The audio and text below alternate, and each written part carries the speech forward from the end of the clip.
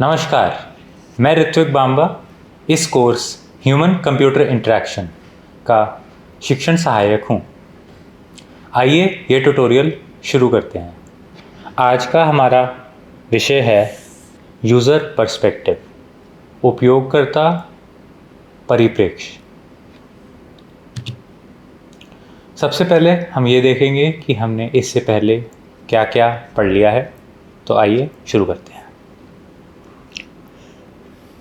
सबसे पहले हमने देखा good design versus bad design, यानी कि अच्छा डिज़ाइन वर्सेस ख़राब डिज़ाइन।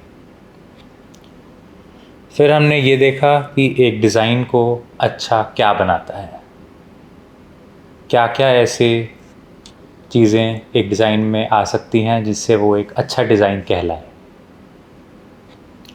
उसके बाद हमने इंक्लूसिविटी और एक्सेसिबिलिटी पढ़ी, जिसके बाद हम चले डिज़ाइन प्रिंसिपल्स पे। हमने 5 मुख्य डिज़ाइन प्रिंसिपल्स पढ़े, जो कि हैं विजिबिलिटी, फीडबैक, कंसिस्टेंसी, कंस्ट्रेंट्स और अफोर्डेंस। इसके बाद हम इंटरेक्शन डिज़ाइन प्रोसेस की ओर चल दिए, जहाँ पे हमने इसके ये 4 मुख्य कदम पता करें, जो कि शुरू होते हैं पता लगाना यूज़र्स को क्या दिक्कत है।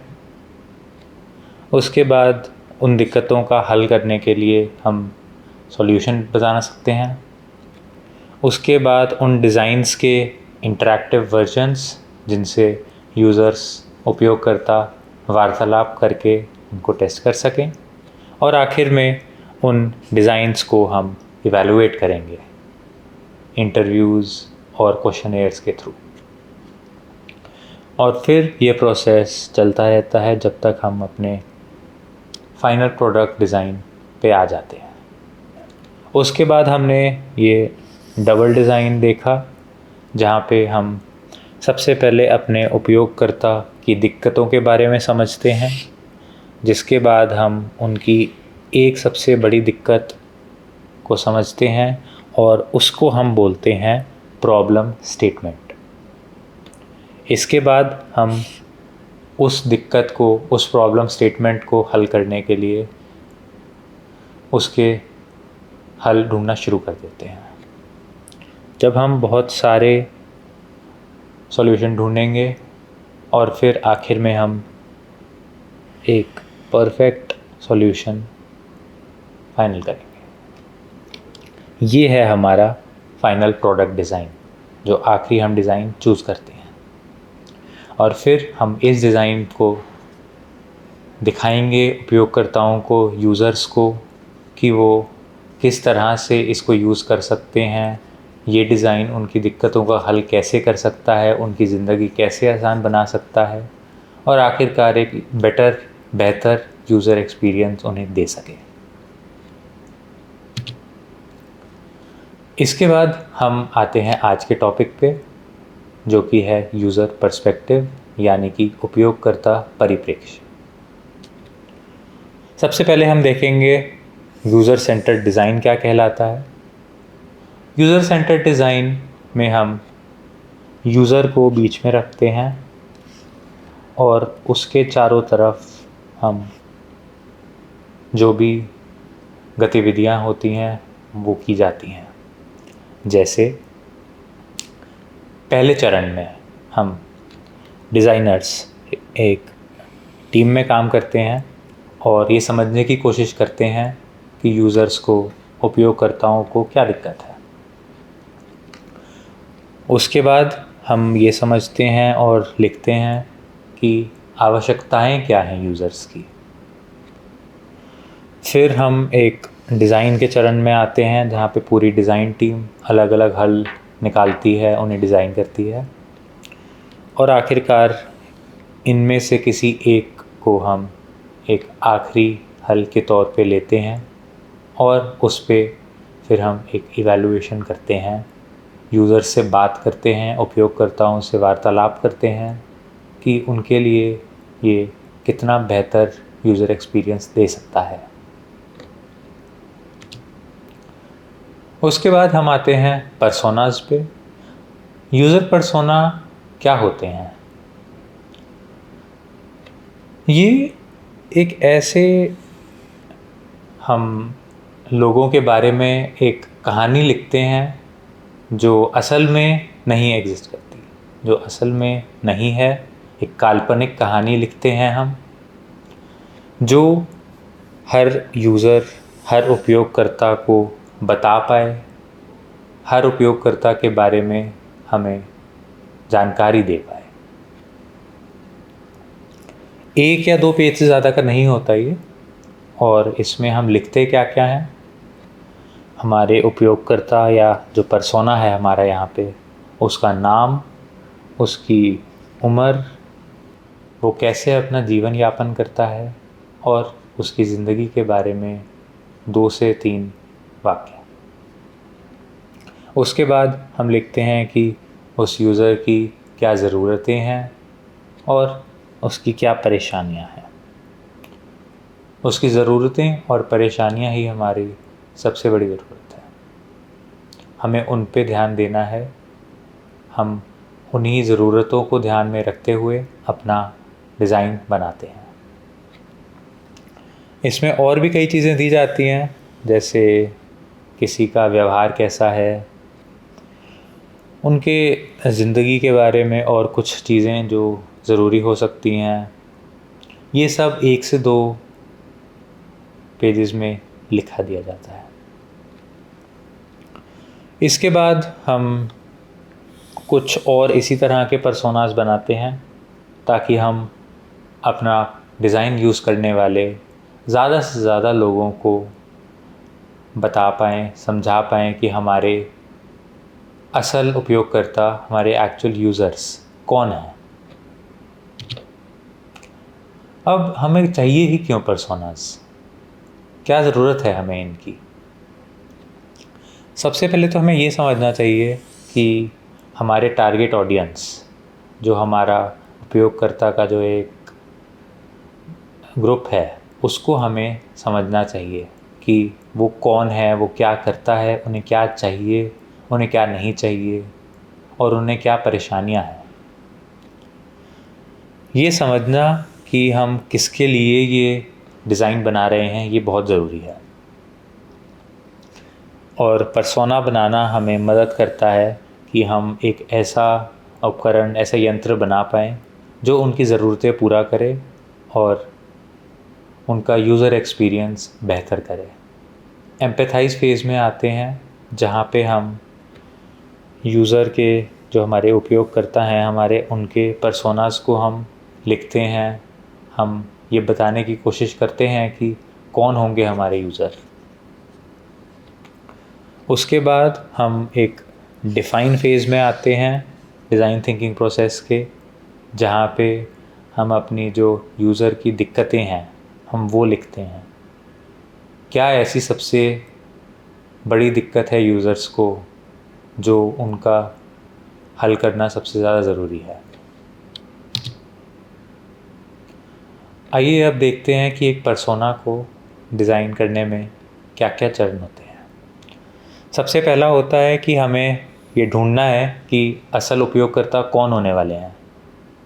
हम बहुत ज़्यादा अनुसंधान करते हैं, हम लोगों से बात करते हैं, जानने की कोशिश करते हैं कि उन्हें क्या क्या चाहिए और किस किस को क्या क्या चाहिए। ये जानना बहुत ज़रूरी है, ये जानने के लिए कि वो कौन असल में हैं। उसके बाद हम ये देखते हैं कि वो क्यों मायने रखता है, किस मायने में हमें ये देखा जा रहा है। लोगों से बात करने के बाद हम सबूत ढूंढने की कोशिश करते हैं कि जो हमने ढूंढा क्या वो असल में सही है, और उन सबूतों की मदद से हम कुछ इसी तरह के पैटर्न ढूंढ सकते हैं। हमें इस तरह के कुछ हिंट मिल सकते हैं कि जो हम कर रहे हैं क्या वो सही है या गलत है। और आखिरकार हम पर्सोना बनाते हैं और किसी भी स्टीरियोटाइप को अवॉइड करते हैं। आइए यहाँ हम देख सकते हैं कि सबसे पहले हमारा पर्सोना आता है जो बताता है कि ये जो कहानी है, ये जो काल्पनिक कहानी बनाई गई है ये किसके बारे में है। उसके बाद वहाँ पे क्या सिनेरियो है, ये क्या चल रहा है, आसपास का वातावरण क्या है, और उसके बाद इसका क्या गोल है, आखिर ये किया ही क्यों जा रहा है।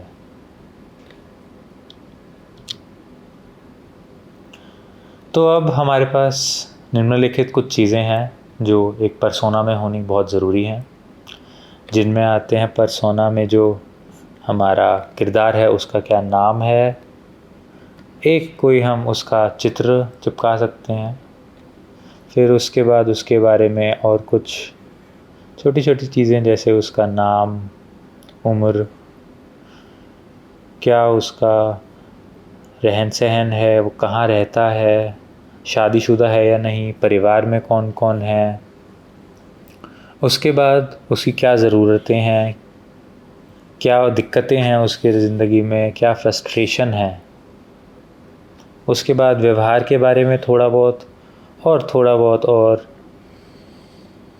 ऐसी चीज़ें जो उसके बारे में, किरदार के बारे में बहुत ज़रूरी हैं। ये सब चीज़ें हैं हमारे पास एक अच्छा यूज़र पर्सोना बनाने के लिए।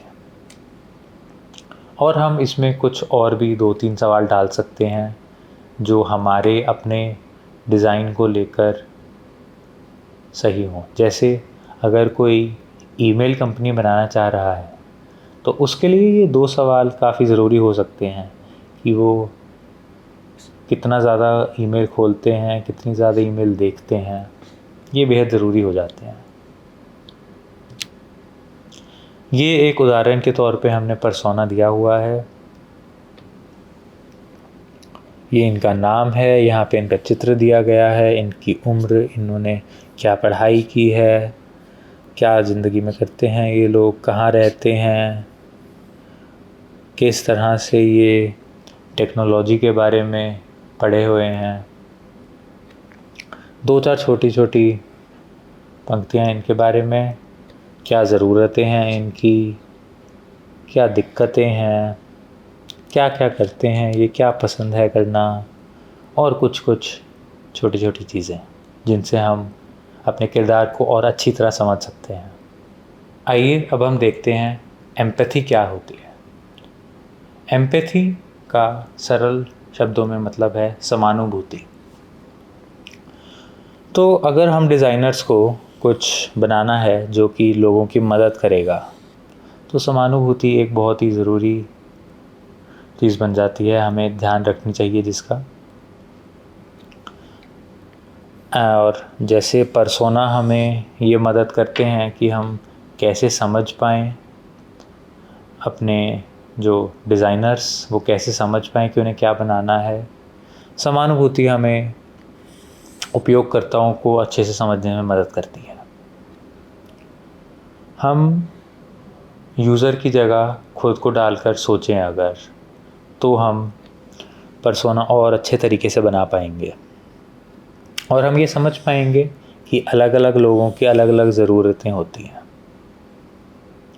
उसके बाद हम ये ढूंढने की कोशिश करते हैं कि किसके लिए बनाया जा रहा है ये। जितने ज़्यादा डिज़ाइनर्स यूज़र पर्सोनास को देखेंगे, उन्हें पढ़ने की कोशिश करेंगे, समझने की कोशिश करेंगे और उन्हें एक असली इंसान के रूप में, एक असली उपयोगकर्ता के रूप में देखेंगे, वो उतना ही ज़्यादा उनके बारे में सोचेंगे डिज़ाइन करते हुए और उनके लिए और अच्छा प्रोडक्ट बना पाएंगे। एम्पैथी से रिलेटेड ही हमारे पास एक एम्पैथी मैप है जिसमें हमें ये चतुर्भुज में 4 चीज़ें दी गई हैं, जिसके एकदम बीच में हमारे पास हमारा यूज़र यानी उपयोगकर्ता है। सबसे पहला हमारे पास है सेज यानी कि बोलना, थिंक्स यानी कि सोचना, फील्स यानी कि महसूस करना और डज यानी कि करना।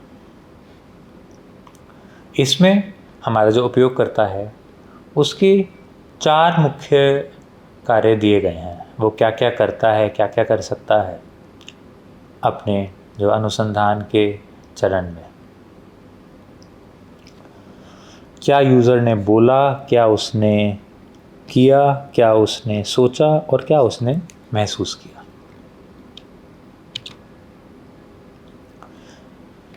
बोलने में वो सब चीज़ें आएंगी जो यूज़र ने असल में इंटरव्यू में या फिर और किसी तरीके से डिज़ाइनर्स को बताया।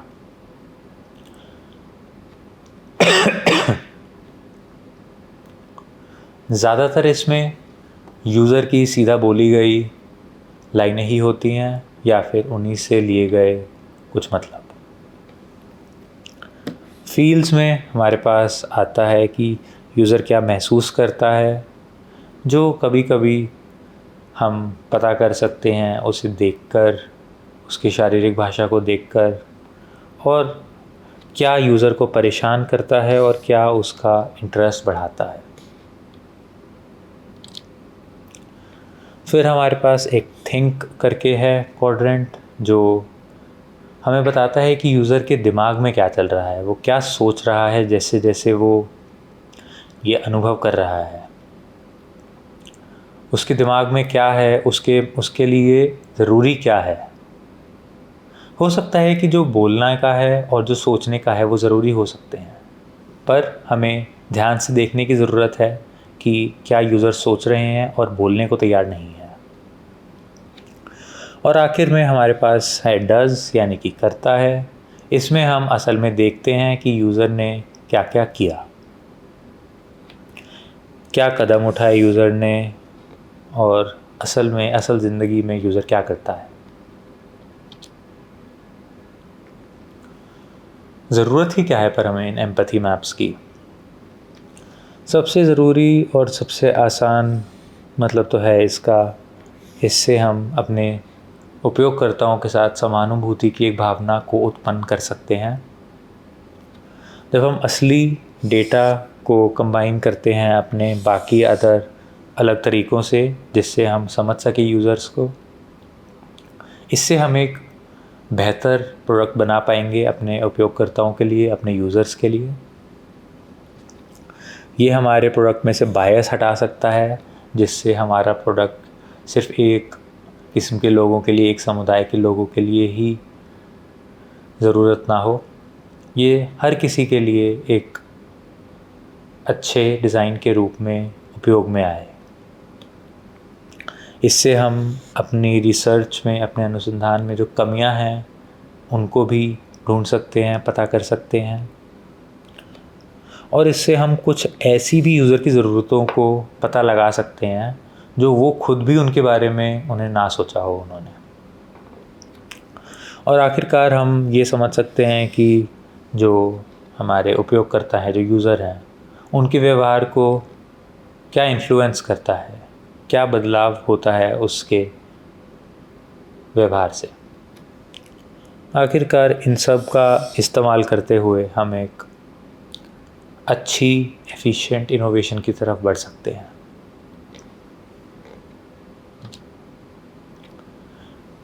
एक उदाहरण के तौर पर ये एक एम्पैथी मैप दिया गया है, जिसमें जेमी नाम का एक शख्स है जो एक टीवी खरीदने जा रहा है या जा रही है। हम ये देखेंगे कि वो क्या बोलता है या बोलती है, कितना बड़ा टीवी चाहिए उन्हें, किस ब्रांड का चाहिए, कहाँ ढूंढना चाहिए, कुछ ऐसा चाहिए जो लंबा चले। ये कुछ ऐसी चीज़ें हो सकती हैं जो यूज़र असल में बोले। अब क्या वो सोच सकता है, वो है टीवी ढूंढना इतना मुश्किल क्यों है, क्या मैं इसमें इतना बहुत समय क्यों लगा रहा हूँ, मेरे लिए सबसे अच्छा क्या है, और ये मुझे बहुत कुछ अच्छी चीज़ लेनी है अपने लिए। तीसरे कोण में हमारे पास महसूस करने के लिए है। जेमी बहुत ही उत्तेजित हो सकता है, एक्साइटेड हो सकता है कि उसको एक टीवी मिलने वाला है। वो परेशान हो सकता है कि उसे क्या लेना चाहिए, वो डरा हुआ है कि कहीं उसके पैसे ना डूब जाएं। और आखिरकार वो क्या असल में करता है, वो अपने दोस्तों से पूछता है, वो अलग अलग टीवीज़ को देखता है कि कौन सा ज़्यादा अच्छा है, वो वेबसाइट पे चेक करता है, ऑनलाइन ई-कॉमर्स साइट्स पे देखता है और टीवी के फ़ायदे नुकसान साथ में लिखता है। आखिरकार एम्पैथी मैप्स यानी समानुभूति मैप्स जो हैं हमारे, वो हमारी पूरी अनुसंधान को छोटी फॉर्म में लिखने में मदद कर सकते हैं। कैसे हम उन्हें एक संक्षेप तरीके से लिखकर बता सकते हैं। और हमारा एक एम्पैथी मैप एक पर्सोना को भी एक्सप्लेन करने में हमारी मदद कर सकता है। जैसे जैसे हमें एक पर्सोना के बारे में ज़्यादा चीज़ें पता लगती हैं, हम अपने एम्पैथी मैप्स में भी वो चीज़ें ऐड कर सकते हैं।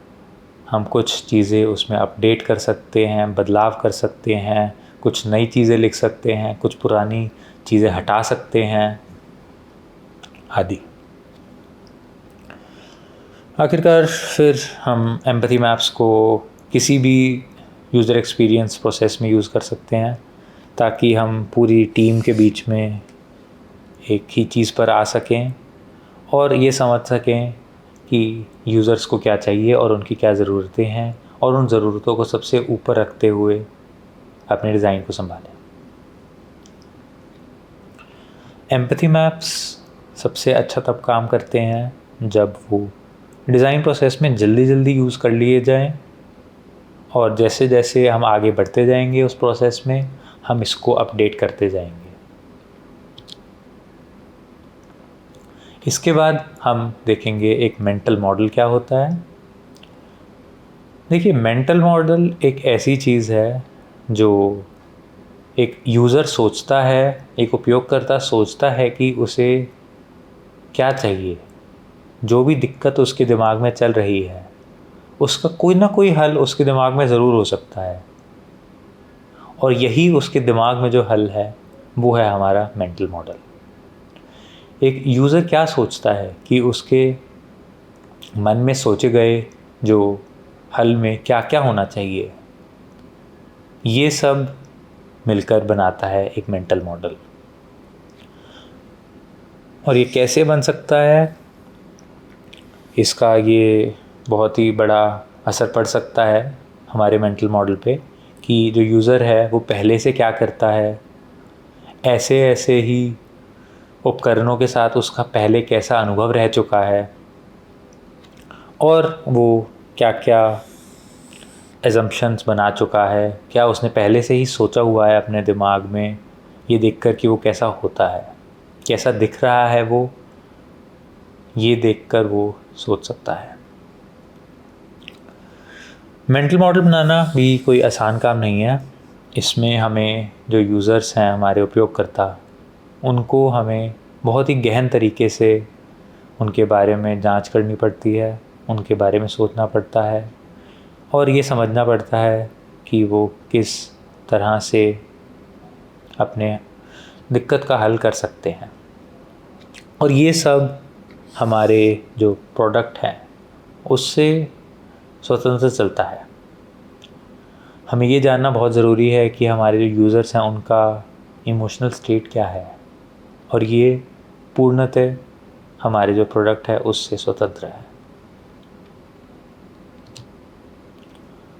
अब हमारा अगला विषय है कंसेप्चुअल मॉडल। अब जैसे यूज़र के मन में एक मेंटल मॉडल होता है, उसी तरीके से एक डिज़ाइनर के मन में एक कंसेप्चुअल मॉडल होता है। इसमें ये लिखा होता है कि हमारा जो सॉल्यूशन है, जो हल है हमारा, वो किस तरह से दिक्कतों को सॉल्व कर रहा है, किस तरह से उनका हल कर रहा है। ये ऑल्सो एक हमारा जो सवाल है कि किस तरीके से हमें जो चीज़ें हैं वो करनी चाहिए, ये भी बताता है। बहुत अलग अलग चीज़ें आती हैं इसमें जो मिलके पूरा सिस्टम बनाती हैं, और आखिरकार ये इंटरफेस में ही दिखाई जाती हैं जिनसे यूज़र बात करता है। ज़्यादातर जो हमारा कंसेप्चुअल मॉडल है वो डिज़ाइन प्रोसेस की शुरुआत में ही उसे बना लिया जाता है, और ताकि हम वो देखकर बार बार अपने जो डिज़ाइन है उसको और बेहतर कर पाएँ। अब आप कंसेप्चुअल मॉडल और मेंटल मॉडल में कंफ्यूज भी हो सकते हैं कि ये दोनों सेम सी चीज़ें हैं, पर इसमें जो सबसे बड़ा अंतर है वो ये है कि जो कंसेप्चुअल मॉडल है वो एक डिज़ाइनर के मन में है, और जो मेंटल मॉडल है वो एक यूज़र के मन में है। जो डिज़ाइनर है वो एक डिज़ाइन बनाएगा, यूज़र उसे समझेगा और फिर उसके बारे में बताएगा कि उसे कैसा लगा ये। और जैसे जैसे रिसर्च होती है और जैसे जैसे अनुसंधान होता है, रिसर्च होती है, उसी तरह यूज़र का जो मेंटल मॉडल है वो एक डिज़ाइनर के कंसेप्चुअल मॉडल से मैच करना शुरू कर देता है। जैसे ही दोनों कंसेप्चुअल मॉडल और मेंटल मॉडल मैच हो जाएं, वहाँ पे आप समझ लीजिए कि आपका प्रोडक्ट बन के तैयार है। आपका प्रोडक्ट अपने उपयोगकर्ताओं की सोच से मेल खाता है। अब हमें ये देखने की ज़रूरत है कि कंसेप्चुअल मॉडलिंग करनी ही क्यों चाहिए। सबसे पहले तो हमें ये कोशिश करनी चाहिए कि हमारा जो उपकरण है, जो यंत्र है, वो हमारे उपयोगकर्ताओं के मेंटल मॉडल से मैच करे। इससे हमारा जो सॉल्यूशन है, जो डिज़ाइन है हमारा, वो इस्तेमाल करने में और आसान हो जाता है और उसे एक बेहतर यूज़र एक्सपीरियंस देने में आसानी होती है। इससे हम ये भी देख सकते हैं कि कब हमारा जो मेंटल मॉडल है वो मैच नहीं कर रहा हमारे कंसेप्चुअल मॉडल से, और इससे हम ये सोचने पे मजबूर हो जाते हैं कि हम अपना कंसेप्चुअल मॉडल चेंज करें या हम यूज़र के मन में ही उनका मेंटल मॉडल चेंज कर दें। अब हम कुछ छोटी छोटी चीज़ें ऐसी देखेंगे जो मिलके कंसेप्चुअल मॉडल बना सकती हैं। कोई ऐसा बना हुआ तरीका नहीं है कि कंसेप्चुअल मॉडल क्या होता है, तो हम कुछ ऐसी छोटी छोटी चीज़ें दे सकते हैं, जैसे कि एक इंफॉर्मेशन आर्किटेक्चर। इसमें हम ये बताते हैं कि कैसे अलग अलग चीज़ें एक ऐप में अलग अलग तरीके से लिखी हुई हैं, कहाँ पे जो हमारे उपयोगकर्ता हैं वो कहाँ पे अपने लिए हल ढूंढ सकते हैं उनकी दिक्कतों का अपने प्रोडक्ट में, क्या ये उनकी मन की चीज़ को मैच करता है। इसके ये 3 बहुत ही ज़रूरी चीज़ें हैं: यूज़र्स, कंटेंट और कंटेक्स्ट। यूज़र्स हुए हमारे उपयोगकर्ता, कंटेंट उसमें क्या दिया गया है, और कंटेक्स्ट कि वो किस विषय में बात की जा रही है। ये एक उदाहरण के तौर पे हम एक इंफॉर्मेशन आर्किटेक्चर देख सकते हैं एक ई-कॉमर्स वेबसाइट का। यहाँ पे ये होम पेज है, होम पेज पे ये बहुत सारे अलग अलग चीज़ें दी जा रही हैं और आगे फिर इनको एक अच्छे से तरीके में दिया गया है कहाँ पे क्या है। यूज़र को मैप ढूंढने के लिए सबसे पहले लोकेशन में जाना पड़ेगा, फिर फाइंड लोकेशंस, फिर मैप। इसी तरीके से ये एक और दिया गया है। अमेज़ॉन के होम पेज से हम कैटेगरी पेज पे जा सकते हैं या फिर सीधा शिपिंग कार्ट में जा सकते हैं, और ये शिपिंग कार्ट से हम सीधा पे करके और हम पेमेंट इंस्ट्रक्शन पे आ सकते हैं। और भी कुछ चीज़ें हैं जो हमारे कंसेप्चुअल मॉडल बनाने में मदद करती हैं। टर्मिनोलॉजी, हम किन शब्दों का यूज़ कर रहे हैं, क्या वो शब्द हमारे उपयोगकर्ताओं की बोलचाल से मेल खाता है, क्या वो शब्द वही शब्द हैं जो यूज़र यूज़ करते हैं, जो हमारे उपयोगकर्ता इस्तेमाल करते हैं, क्या ये वही शब्द हैं। उसके बाद और भी हम कुछ चीज़ें ध्यान में रख सकते हैं, जैसे कि कंटेंट स्ट्रैटेजी, जिसमें हम देख सकते हैं कि किस तरह से अलग अलग तरीके का सामान हमारे पेज पे दिया गया है। चैनल स्ट्रैटेजी, कहाँ कहाँ दिया जाएगा। इंटरेक्शन स्ट्रैटेजी, किस किस नए तरीके से हम नई वार्तालाप शुरू कर सकते हैं। आखिरकार हमें एक मज़बूत और एक ज़रूरी चीज़ बनानी है जो कि है हमारा मेंटल मॉडल। इसके लिए हमें सबसे पहले अपने जो उपयोगकर्ता हैं उनके बारे में जानना बहुत ज़रूरी है। हमें ऐसे शब्दों का यूज़ करना है जो वो अपनी रोज़मर्रा की ज़िंदगी में इस्तेमाल करते हों। कुछ इस तरह के हमें डिज़ाइन बनाने हैं जो उनके लिए आसान हो समझने में, संभालने में उन्हें आसानी हो, याद करने में आसानी हो। और हम कुछ इस तरह के डिज़ाइन को ही यूज़ करें जिस तरह का वो ऑलरेडी यूज़ कर रहे हैं।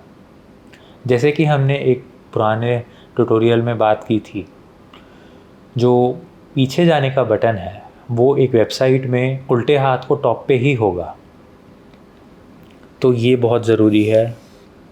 और उसके बाद टेस्ट अर्ली एंड इटरेट। इससे हमारा मतलब है कि जैसे ही हमारा डिज़ाइन बन के रेडी हो, हम तभी के तभी यूज़र से उसके बारे में बात करनी शुरू कर दें, और जैसे जैसे हम बात करते जाएं, जो भी यूज़र कह रहे हैं उन्हें दिक्कतें आ रही हैं, उनका हल करते जाएं। चलिए, अब एक आपके लिए इन क्लास एक्टिविटी है जहाँ पे पहले हमें एक पर्सोना बनाना है जो एक ऐप के लिए चाहिए, जिसमें हमें उसके बारे में बेसिक इन्फॉर्मेशन जैसे नाम, उम्र, रोज़मर्रा की ज़िंदगी में क्या करते हैं वो, क्या काम है उनका, क्या चाहिए उन्हें, क्या दिक्कतें हैं, ये सब लिखना है हमें। उसके बाद हमें एक समानुभूति मैपिंग, एम्पैथी मैपिंग भी करनी है इसी पर्सोना के लिए जो हमने ऊपर बनाया। इसमें हमें लिखना है कि यूज़र क्या बोलता है, क्या करता है, क्या सोचता है, क्या महसूस करता है, क्या क्या दिक्कतें हैं और वो क्या चाहता है करना। ये कुछ आपके लिए रिसोर्सेज दिए गए हैं जिनमें आप और पढ़ सकते हैं इन टॉपिक्स के बारे में। User perspective, user persona, empathy mapping, mental model, conceptual model, ये सब आप इन दिए गए टॉपिक्स पे पढ़ सकते हैं। आज के ट्यूटोरियल के लिए इतना ही। धन्यवाद।